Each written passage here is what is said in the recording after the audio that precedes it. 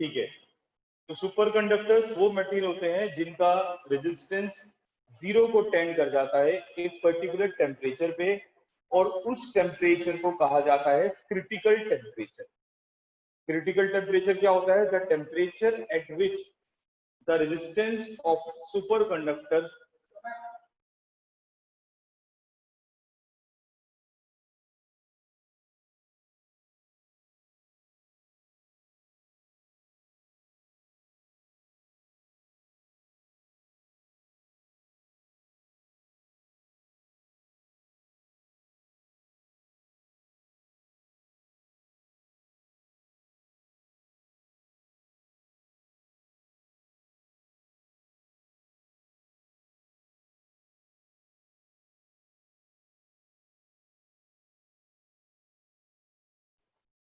ठीक है, तो क्लियर हो गया what are super conductors. Aman Kumar बेटा जीरो तक पहुंच जाता है एक पर्टिकुलर टेम्परेचर पे, वो अप्रोक्सीमेटली जीरो आप पहुंच सकते हैं। ठीक है, उनको हम सुपर कंडक्टर्स कहते हैं। जैसे मरकरी है, मरकरी क्या होती है 4 डिग्री सेल्सियस पे, मरकरी जो है वो 4 डिग्री सेल्सियस पे सुपर कंडक्टर की तरह बिहेव करना स्टार्ट कर देती है। ठीक है,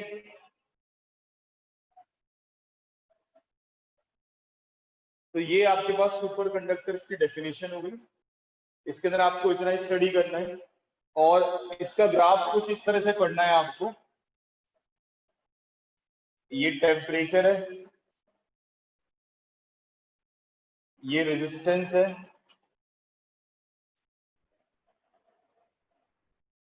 और ये ऐसे, ये जो टेम्परेचर है इसको हम क्रिटिकल टेम्परेचर बोलते हैं। इस टेम्परेचर को हम क्रिटिकल टेम्परेचर बोलते हैं, जिस टेम्परेचर पे रेजिस्टेंस क्या हो गया, जीरो बन गया। That temperature is called critical temperature.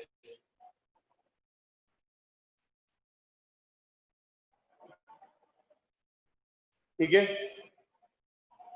Done. चलिए आगे देखते हैं।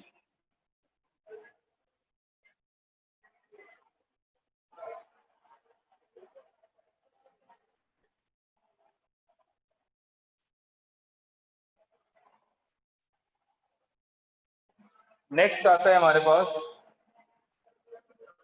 Microscopic form of Ohm's law. Next है microscopic form of Ohm's law.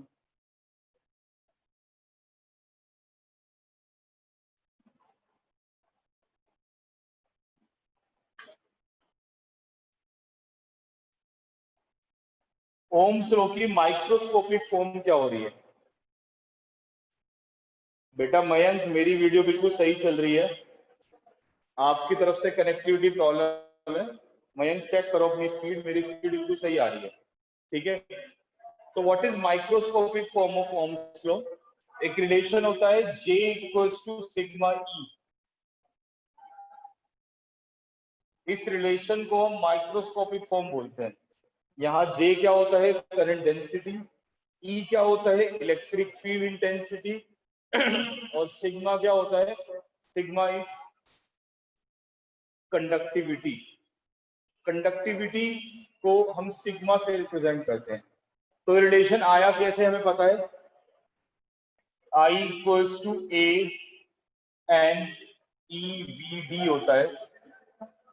ठीक है, तो हम क्या करेंगे, यहाँ पे A को नीचे ले आएंगे, डिनोमिनेटर में ले आएंगे, तो यहाँ पे I upon A equals to N E V D हो जाएगा। और ये जो I अपॉन A होता है इसको हम बोलते हैं J, current density. N E V D की जगह हम वी डी का फॉर्मूला पुट कर देते हैं, that is E V M L into tau. तो यहाँ पे हम जब इसको सॉल्व करते हैं तो ये बन जाता है J n e square tau upon m L into e. ठीक है, इंटू वी, राइट।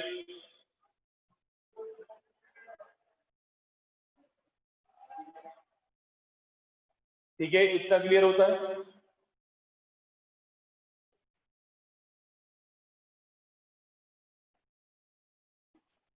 ये जो v अपॉन एल है इसको हम e लिख सकते हैं, j equals to n e square tau upon m into e। और ये फॉर्मूला जो होता है ये रेजिस्टिविटी का रेसिप्रोकल होता है,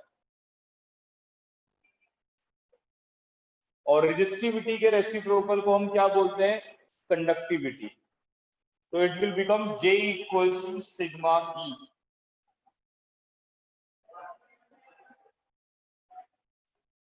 इसे कहते हैं microscopic form of Ohm's law, या इसे vector form of Ohm's law भी कहा जाता है। It is also called vector form of Ohm's law. ठीक है, जल्दी से कॉपी कर लिए बेटा, 1 मिनट का टाइम है आपके पास।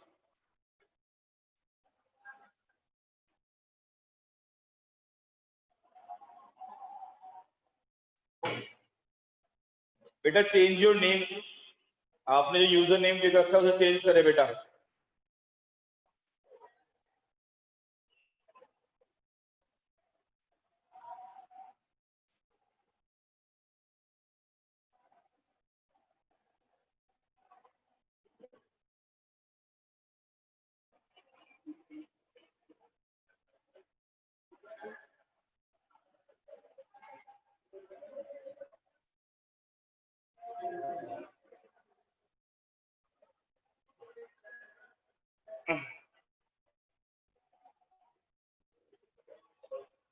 Yes, done. सबने लिख लिया?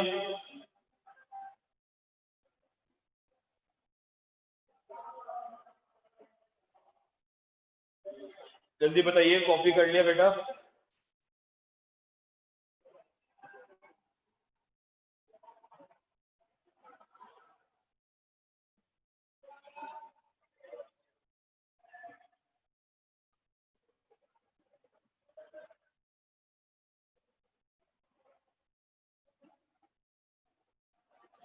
नेक्स्ट हमारे पास आता है resistance in series and parallel, combination of resistance in series and parallel. हालांकि बेटा ये सिलेबस सीबीएसई ने हटा दिया इस साल, अपने 30% रिडक्शन में सिलेबस हट दिया है, लेकिन बेटा ये टॉपिक कहीं पर भी इस्तेमाल हो सकता है, कहीं पर भी आप इस टॉपिक को यूज कर सकते हैं। It can be use in potentiometer, it can be use in Wheatstone bridge. तो you must know the formula for net resistance in series and net resistance parallel. तो अगर हम नेट रेजिस्टेंस निकालना चाहते हैं सीरीज में, तो उसका फॉर्मूला होता है R1 plus R2 plus R3। This is the formula for net resistance in series.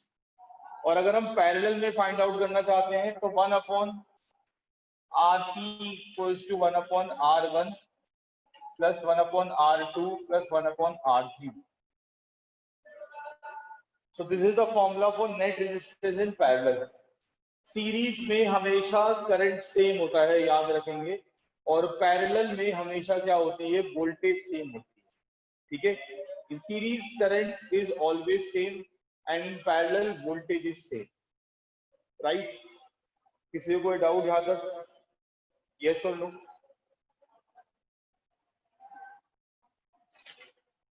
चलिए जल्दी से कॉपी कर लिए फॉर्मूला। इसमें और इतना हमें ज्यादा नहीं पढ़ना है, ना इसकी डेरिवेशन ना कुछ, बस ये फॉर्मूला पता होना चाहिए हमें। और हमें ये पता होना चाहिए सीरीज में करंट सेम होता है और पैरेलल में वोल्टेज सेम होती है।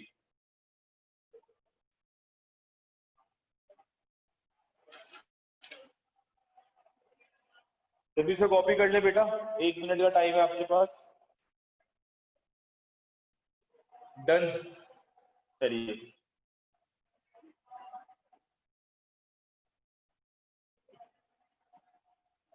अब हम आगे बढ़ते हैं। जो हमारे पास दो टॉपिक्स हैं उनके बारे में डिस्कस करते हैं, इंपॉर्टेंट टॉपिक्स है। अब हम सेल के बारे में पढ़ने जा रहे हैं। ठीक है, तो एक तरफ हम पढ़ते हैं EMF of a cell,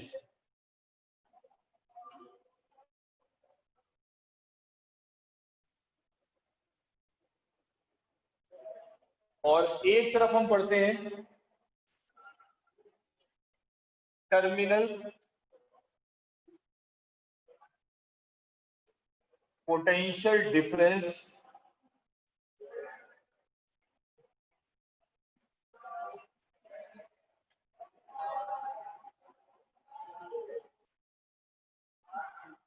of a cell.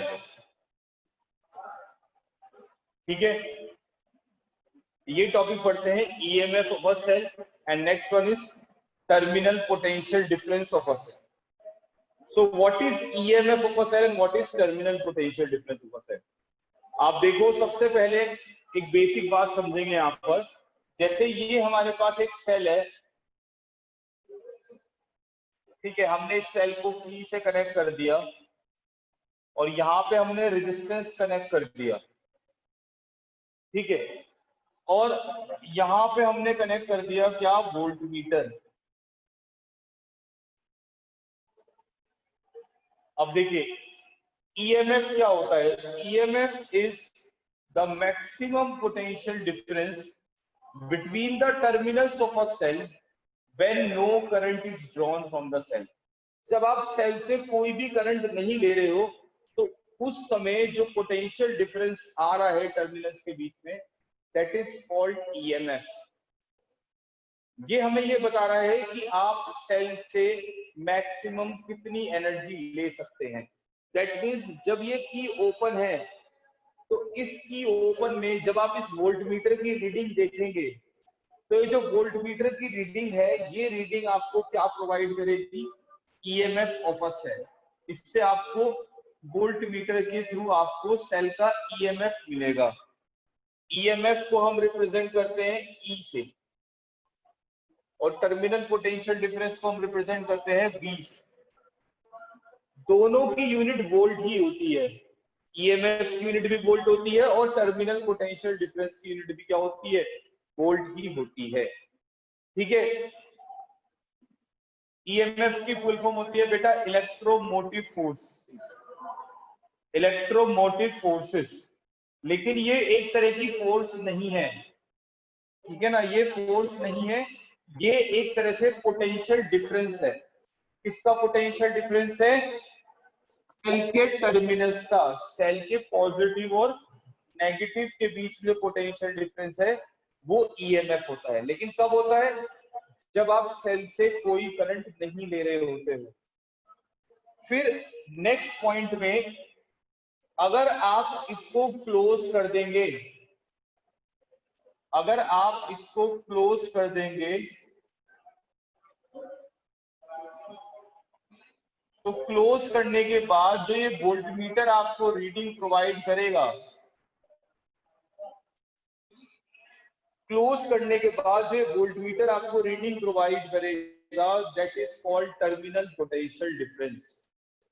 ठीक है, तो क्या डेफिनेशन लिखी जाएगी ईएमएफ की, it is the potential difference between the terminals of a cell when no current is drawn from the cell. और टर्मिनल पोटेंशियल डिफरेंस की, it is the potential difference between the terminals of a cell when some current is drawn from the cell। जब कोई ना कोई current लिया जा रहा है तो उस समय V कहा जाएगा, नहीं तो E कहा जाएगा। ठीक है, अब इसके आगे की बात समझते हैं, इसका नेक्स्ट पॉइंट समझते हैं। ये जो EMF होता है ये हमेशा इससे ज्यादा आएगा। जैसे आपके पास सपोज करें एक पेंसिल सेल है, आपने उसका ईएमएफ नापा 1.6 वोल्ट आया यहाँ पर, लेकिन जब हमने यहाँ पे मेजर करा तो 1.6 से कम आया। वो 1.6 से कम क्यों आया, क्योंकि वो जितना भी कम आया, जैसे मान लो यहाँ 1.6 था, यहाँ 1.4 आया, तो कितना कम आया, 0.2। वो जो 0.2 कम आया, वो 0.2 कम क्यों आया, क्योंकि कुछ ना कुछ एनर्जी क्या हुई सेल की, इंटरनल रेजिस्टेंस के अगेंस्ट लड़ने में यूटिलाइज हो गई। क्या कहा मैंने, कुछ ना कुछ एनर्जी, थोड़ी बहुत एनर्जी क्या हुई, सेल की इंटरनल रेजिस्टेंस के अगेंस्ट लड़ने में यूज हो गई। अब बात आती है सर इंटरनल रेजिस्टेंस क्या होता है। इंटरनल रेजिस्टेंस क्या होता है, जब सेल बनता है, जैसे आपने केमिस्ट्री पढ़ रखा होगा, सेल के अंदर क्या होते हैं, इलेक्ट्रोड होते हैं। जो आप ये पॉजिटिव नेगेटिव बोलते हो, ये बेसिकली इलेक्ट्रोड होते हैं, रॉड डाल के रखते हैं हम। जैसे आपने पढ़ रखा होगा, डेनियल सेल पढ़ा होगा केमिस्ट्री में, तो उसके अंदर क्या होता है, कॉपर की रॉड कॉपर सल्फेट में डिप्ट होती है, जिंक की रॉड जिंक सल्फेट में डिप्ट होती है। तो इंटरनल रेजिस्टेंस क्या होता है, जो रेजिस्टेंस इलेक्ट्रोड और इलेक्ट्रोलाइट की वजह से डेवलप होता है, उसको हम इंटरनल रेजिस्टेंस बोलते हैं। तो हुआ ये कि जब हमने इधर रीडिंग ली तो कुछ ना कुछ कम इसलिए आई क्योंकि थोड़ी बहुत एनर्जी क्या हुई, इंटरनल रेजिस्टेंस के अगेंस्ट लड़ने में यूटिलाइज हो गई। इसलिए हमने देखा यहाँ रीडिंग थोड़ी कम आई, इसलिए हमने इसका नाम क्या रखा, टर्मिनल पोटेंशियल डिफरेंस रखा। ये दोनों वोल्ट को ही बता रहे हैं, ये भी वोल्ट है और ये भी वोल्ट ही बता रहा है। फिर हम एक डिफरेंस और पढ़ते हैं जो बहुत इंपॉर्टेंट डिफरेंस आता है दोनों के बीच में। It is a cause, it is a cause, ये कॉज है, ये कारण है। किसका कारण है, करंट के बनने का कारण है। And next one is it is an effect,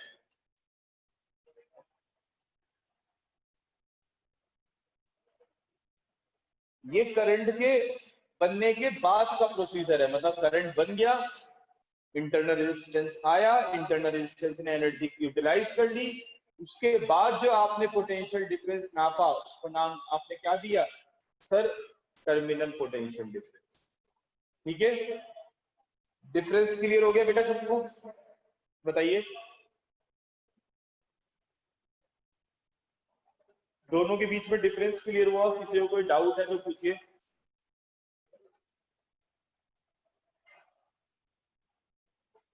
message कर दीजिए बच्चा, कोई डाउट है किसी को तो।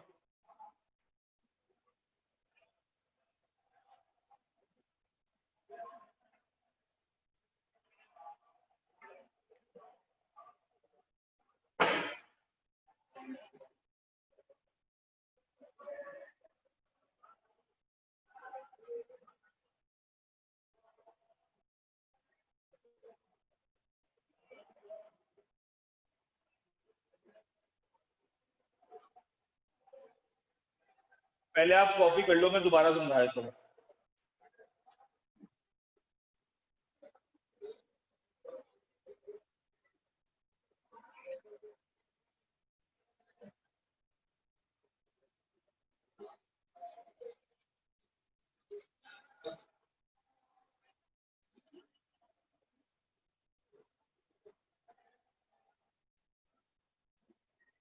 कॉपी कर लो बेटा, दोबारा सुना दूंगा मैं।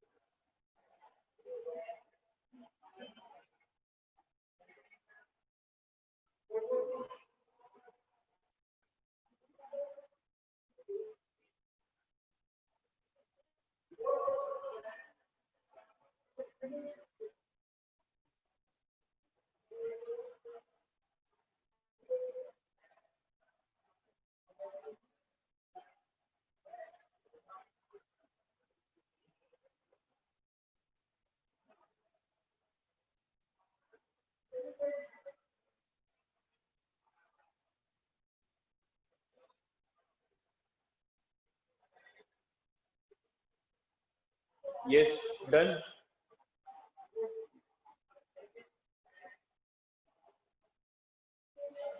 चलिए देखिए, दोबारा से देख लेते हैं एक बारी और, समझ लेंगे ध्यान से सामने बेटा जिसको प्रॉब्लम थी। यहाँ मैंने दो बातें सामने लिख रही है, अच्छे आपके बोर्ड पे देखिए सामने। एक तो लिखा हुआ है मैंने ईएमएफ और एक लिखा है मैंने टर्मिनल पोटेंशियल डिफरेंस।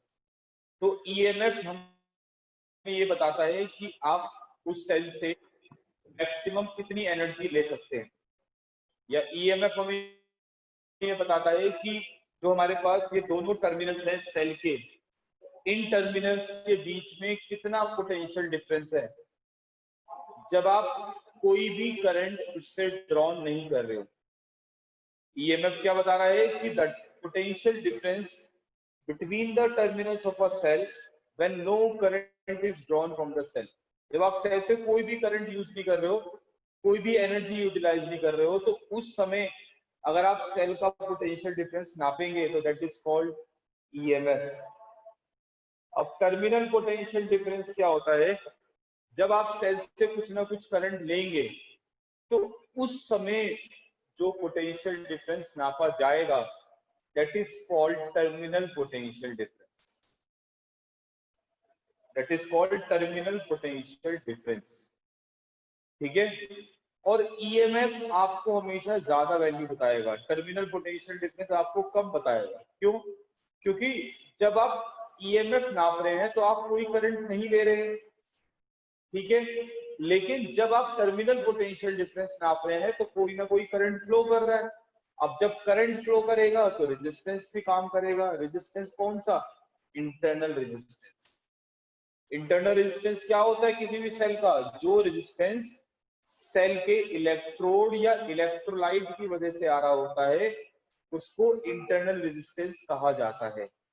वो इंटरनल रेजिस्टेंस यहाँ पे भी है और यहाँ पर भी है, लेकिन यहाँ पर काउंट नहीं होगा। क्यों नहीं होगा? क्योंकि करंट ही नहीं है। भाई जब तक करंट नहीं होगा तो आप करंट का ऑब्स्ट्रक्शन कैसे करेंगे? रेजिस्टेंस क्या होता है? रेजिस्टेंस का मतलब होता है करंट का विरोध करना। अब जब यहाँ करंट ही नहीं बन रहा तो आप किसका विरोध करेंगे? यहाँ करंट बन रहा है तो उसका अपोजिशन हो रहा है, इसलिए इंटरनल रेजिस्टेंस आ रहा है, इसलिए आंसर आपका ईएमएफ से कम आ रहा है। आ रही बात समझ में? Next, EMF is a cause. EMF current के बनने का कारण है।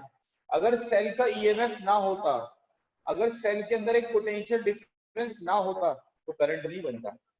टर्मिनल पोटेंशियल डिफरेंस क्या है? It is an effect. ये करंट के बनने के बाद का प्रोसीजर। करंट बना, करंट बनने के बाद जो पोटेंशियल डिफरेंस नापा गया that is called terminal potential difference. ठीक है, डन। सबको समझ में आ गया? कोई डाउट किसी को? यस और नो?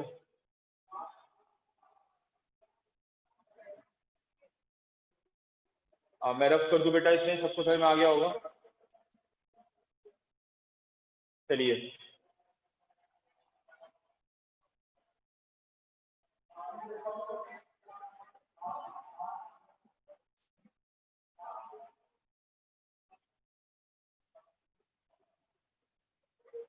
अब हम बात करते हैं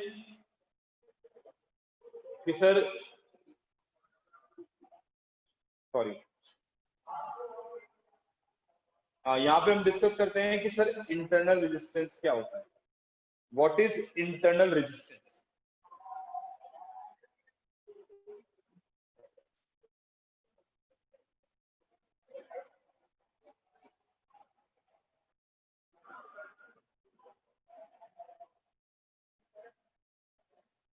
इंटरनल रेजिस्टेंस क्या होता है अब ये डिस्कस करने वाले हैं। ठीक है, सो इंटरनल रेजिस्टेंस को हम स्मॉल आर से रिप्रेजेंट करेंगे। And what is internal resistance?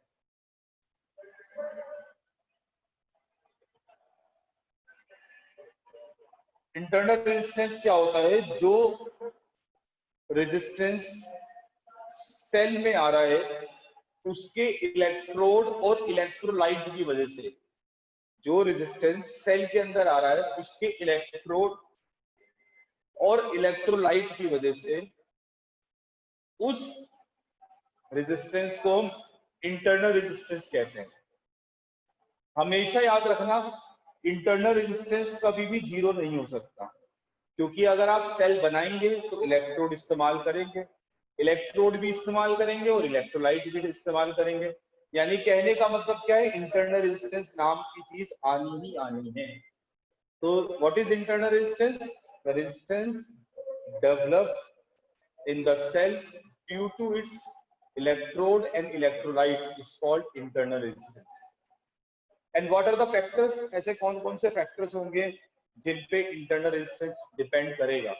These are first nature of electrode in electrolyte, electrode किस नेचर का है और किस नेचर का इलेक्ट्रोलाइट है, दैट मींस वीक इलेक्ट्रोलाइट है या स्ट्रॉन्ग इलेक्ट्रोलाइट है। जो आपके पास इलेक्ट्रोड है वो स्ट्रॉन्ग रिड्यूसिंग एजेंट है या वीक रिड्यूसिंग एजेंट है, जो आप अपना केमिस्ट्री के अंदर पढ़ते होंगे, ठीक है। Second, it depends on the cross sectional area of the electrode, electrode के क्रॉस सेक्शनल एरिया के ऊपर डिपेंड करता है, इनवर्सली प्रोपोर्शनल होता है क्रॉस सेक्शनल एरिया के। कौन? Internal resistance. Third, temperature, temperature के बढ़ने से इंटरनल रेजिस्टेंस घटता है। And the fourth one is the distance between the electrode, electrode के बीच में डिस्टेंस बढ़ेगा तो इंटरनल रेजिस्टेंस भी बढ़ेगा, ठीक है। सो क्लियर है what are the factors on which internal resistance depends. ये थ्योरी में पेपर में आ जाता है कि ऐसे कौन कौन से फैक्टर्स हैं जिनसे इंटरनल रेजिस्टेंस इफेक्ट होता है, बताइए। अभी डिस्कस करा बेटा निखिल मैंने। Fifth factor is distance between the electrode, electrodes के बीच का जो डिस्टेंस है उसके ऊपर डायरेक्टली डिपेंड करेगा। जितना डिस्टेंस बढ़ता रहेगा इलेक्ट्रोड्स के बीच में उतना इंटरनल रेजिस्टेंस बढ़ता रहेगा। इंटरनल रेजिस्टेंस की यूनिट जो होगी वो भी ओम होगी, ठीक है। जब कभी भी आपको सेल का इंटरनल रेजिस्टेंस दे रखा हो, जैसे अगर ये मेरे पास सेल है, ये 2 वोल्ट का है और ये 1 ओम का है, ऐसे करके लिखा हुआ आएगा, इसका मतलब इसका ईएमएफ 2 वोल्ट है और इंटरनल रेजिस्टेंस 1 ओम है।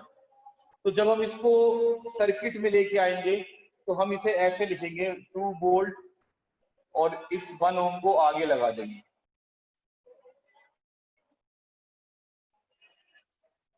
ये जो हमने 1 ओम अप्लाई करा, ये 1 ओम इंटरनल रेजिस्टेंस हमने यूज करा है। तो जब भी हमें कोई इंटरनल रेजिस्टेंस गिवन होगा तो हम उसके साथ क्या करेंगे, सीरीज में लगा देंगे बेटा। डन? तो समझ में आया बेटा सबको?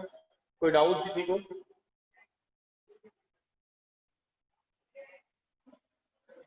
Yes, any doubts? चलिए अब देखिए, आपने पढ़ रखा होगा कि करंट फाइंड आउट करने का फॉर्मूला क्या होता है, I equals to V upon R होता है। यहाँ V वोल्टेज होता है और R रेजिस्टेंस होता है। अब आप इस रेजिस्टेंस को आज से एक्सटर्नल रेजिस्टेंस के नाम से जानेंगे। ये जो रेजिस्टेंस है कैपिटल R, इसको आप आज से एक्सटर्नल रेजिस्टेंस के नाम से जानेंगे। और अगर इन केस एक्सटर्नल रेजिस्टेंस नहीं आता है, इंटरनल रेजिस्टेंस आता है, तो आप I को लिखेंगे I equals to E upon small r plus capital R।